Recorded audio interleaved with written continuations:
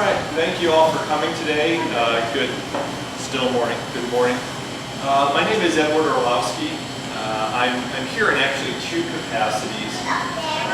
Here to kick off the inaugural Community Design Day. And my first role is as the Vice President for the Association for Community Design. And Community Design Day is an event that we are holding for the first time today throughout North America. So in cities across Canada, the United States, community design centers, practitioners, design schools are celebrating participatory design practices and the benefits that partnership in design brings to the built environment and to the communities that the built environment serve. And so we're hoping that this will be an event that will continue to build every year and bring awareness to the strength that we can gain from marrying design and the embedded knowledge within our communities and within our community partnerships. And so I'm here also on a second role. I am an associate professor of architecture at Lawrence Technological University, and one of the courses that I've created there is what I call the Activist Architecture and Design Studio. And this course functions a little differently than most architectural design studios in school. Typically in a studio, the professor comes in, tells the student, here's your program, here's your site, here's your project, go. The Activist Studio is set up a little different, and it's meant to encourage investigation and engagement on behalf of the students. So the way the studio works is that first the students are asked to go out into the community to find constituencies, situations, places where they feel that they can bring their design talents to advance the mission that's embedded within this community, or help address needs that are embedded in the community. The students then develop partnerships. They find community partners that they work with to define the project that they're going to undertake. They develop the programs of the projects and the projects themselves in partnership together. So this isn't top-down design. This is a flattened hierarchy. This is a partnership. This is where the strengths and the talents of the students and the strengths and the talents of the community partners are married. And so the students then work with their community partners through the course of the semester to develop a design project which can then benefit the community partner and the community at large. And so I want to acknowledge a couple people who are here today. One, Eric Schultz, who is an alum of the studio.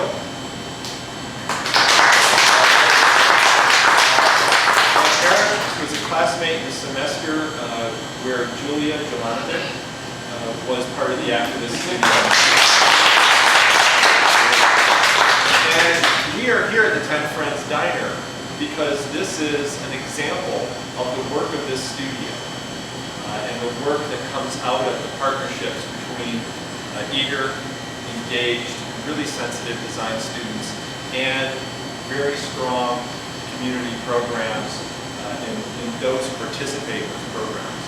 So at this point, I'm going to hand the program over to Julia, who's going to talk about her experience with this project and the process, what it was like working in partnership to bring together the 10 Friends Diner.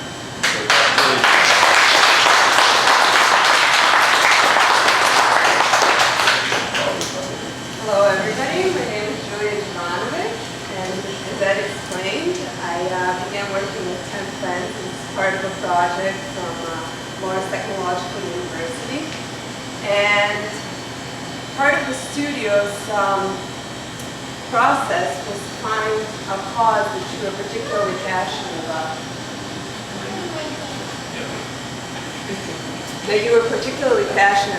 And when I began my research on topics and causes and community organizations within the Windsor area, I was really stunned by the statistics that I found out about mental health and about how many people it actually affects across Canada, and particularly in our community.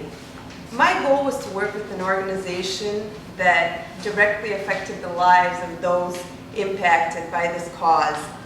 And 10 Friends was a perfect fit for me, as they are one community organization that perfectly exemplifies what it's like to have a direct impact on individuals suffering from mental health setbacks. And this is where our work together, our collaboration began. And one of the key aspects of our project was the redevelopment of the interior of this diner. And it began partially by consumer survivors expressing their, I guess you could say, criticism of the previous environment, which was very dark and gloomy and non-functional in many ways. And with the help of the consumer survivors, their feedback, as you can see, we have some testimonials from them just at the beginning of the process, we began to conceptualize a redesign of the space. These are some images that just depict some of the issues that the diner was facing when I first came in. And there were many spaces that were unused and they were just cluttered. There was a lack of storage space. There was an impeded workflow, which really didn't help the organization and the function of the diner in the first place. And not to mention the crumbling ceiling, which nobody was a fan of. So this was one of our biggest challenges. As you can tell, it was pretty disastrous. So with the help of the clients and of course the management and supporters of 10 Friends, as well as donors, we were able to first of all conceptualize this new design, which created a more uplifting atmosphere. It engaged the consumer survivors in the process. I mean, literally every decision that was made in the design process was coordinated and ran by the consumer survivors who gave their meaningful input into the process. And I believe that's part of the strength of the organization itself, that it is always this unified, collaborative atmosphere that allows for everybody to be engaged and everybody to put their thoughts into the design in this case. And with the hard work of 10 Friends and their relentless efforts to gain funding and to make this project happen, we're well on our way to completing it. I mean, there's very few things that are left to be done. And this whole design process, along with other aspects that we undertook, like a marketing campaign that sought to spread mental health awareness. We also accomplished some of the goals that we set forth at the beginning of the design, which was, again, to spread mental health awareness and create an uplifting atmosphere for everybody, for the occupants in the diner, and also to motivate consumer survivors to be involved in the process and in further efforts that the diner might undertake. And with this, I'd like to actually hand it over to the consumer survivors and the people, anybody really that was affected by this redesign, to hear their feedback on what this has done for the diner or for the organization. Dale, would you like to come on?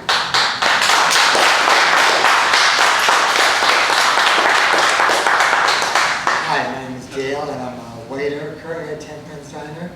And I really want to thank Julia and her team for the design. Before this new design, it was sort of depressing to come to work because the ceiling was falling down, the wall, and it was sort of a bluish color. It was very dingy kind of color, and it caused your depression to get further developed, because you come to work to get rid of your depression, but then you come into a depressing environment, it makes you more depressed. So Julia's color schemes, and which we choose green because it's color mental health awareness. But her design, it made everything was very good. We all had full control over everything that we've done. She would ask us what the want, sure of what you want. And we never felt pressure in doing a certain way or anything. It was our way, and her expertise really helped us a lot in making the great decisions.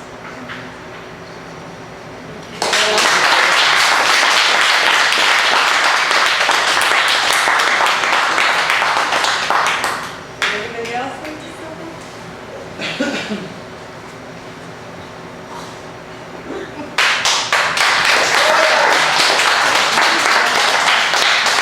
Hi, my name's Deborah.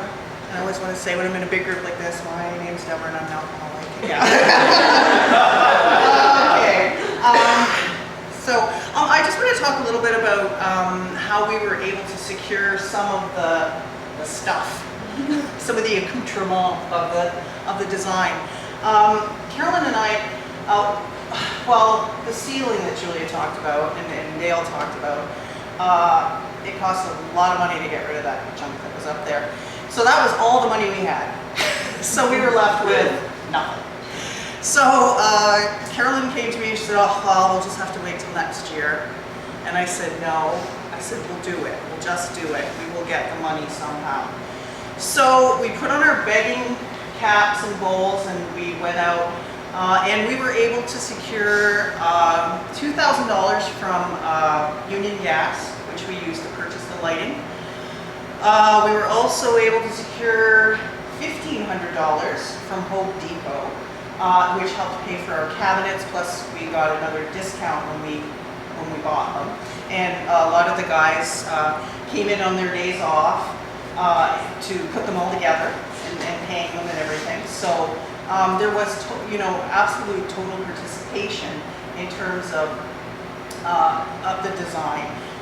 It's really, like, ergonomically, it's really improved our ability to work.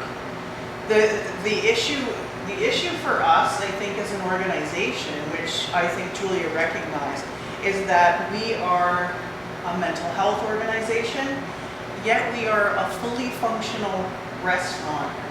So we do have to work, but we also have to stay healthy.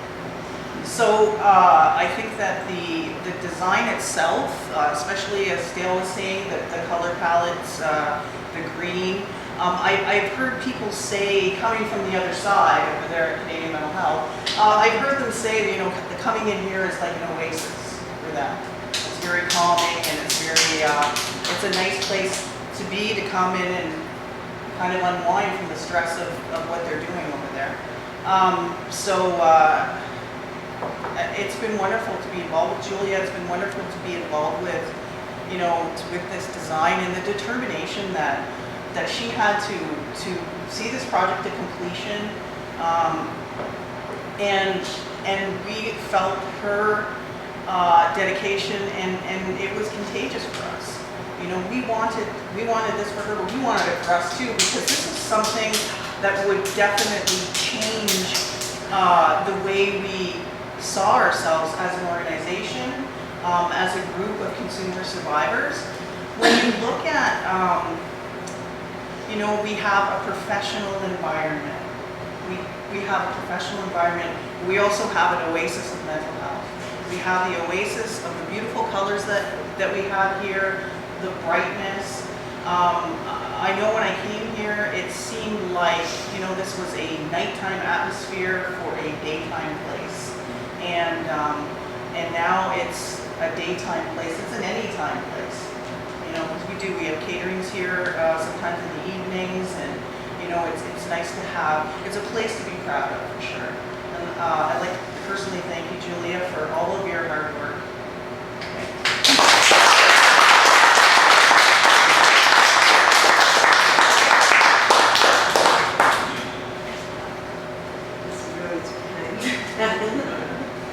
Would anybody else like to say a few words? Anything that's on your mind? Any questions about the process, about the design? Anything at all? He likes it. How long did the process take from start to finish? Like, I know you said that this is quite not done yet, there's still a few things, but... I actually think that this is an ongoing process, and I don't mean the redesign of the diner. I think, as Deborah said, it sparked something, perhaps a movement that I think will go further than just the interior environment. As you guys all know, we have the community garden now. Well, I consider myself part of the diner now because once you work with 10 friends, it's like you're always there.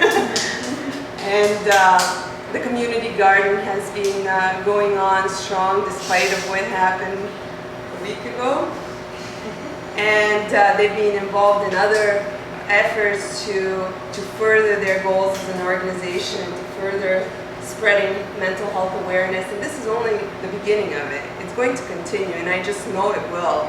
With an organization like 10 Friends, they don't stop. They just keep on plugging away at it, and I feel like some of the goals that we set forth just for the redesign of the diner will actually turn into something more. They will turn into a movement where this organization, although small, is going to make a phenomenal difference in the community, and it's going to help even more people than they've already helped. So I really do think that the process is going to extend past this.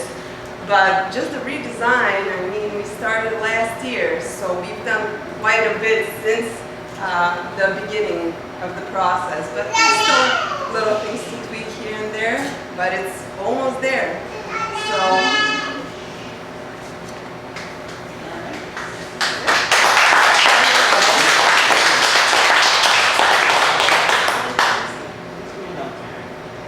If there's nothing else, then I guess we'll wrap up the presentation and we can just have a conversation later on. If anybody's interested in seeing the whole design process, there's a poster on the side there. And I'll start with the barbecue. And we'll start with the barbecue. Great, thank you guys so much.